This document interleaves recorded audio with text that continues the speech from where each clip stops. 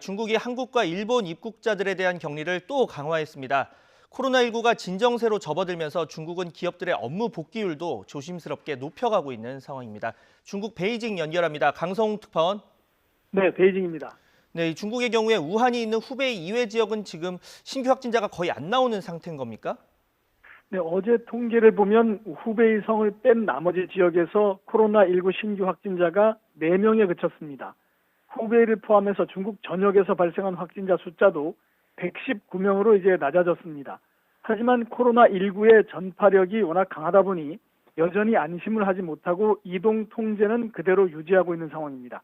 중국은 특히 이제 주변국의 코로나19 상황을 예의주시하고 있습니다. 광저우와 선전, 난징, 그리고 이유 이런 시에서 이미 한국과 일본 등 코로나19 환자가 많이 발생한 나라에서 온 사람들을 전원 14일씩 지정 장소에 모아서 격리하고 있습니다. 여기다 남부 하이난성도 한국과 일본 입국자를 전원 14일 동안 지정된 숙소에서 격리하겠다고 추가로 밝혔습니다.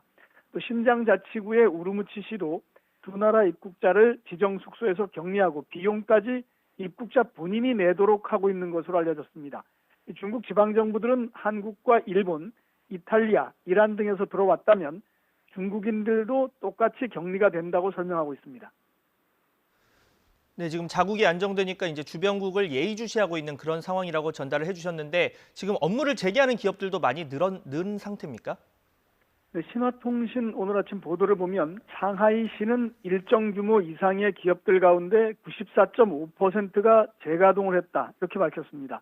하지만 상하이시는 생산 현장에 복귀한 직원들이 아직 적어서 생산 능력으로만 따지면 66% 정도만 회복됐다 이렇게 밝혔습니다. 문은 열었지만 실제로 가동률은 매우 낮다는 얘기입니다.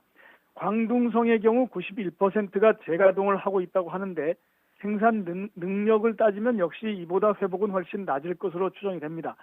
그런데 이것은 대기업들의 얘기입니다. 오늘 아침 텐진에 있는 우리 중소기업 관계자에게 물어봤더니 공장 문을 열기는 했지만 실제 가동률은 절반도 안 된다 이렇게 말했습니다.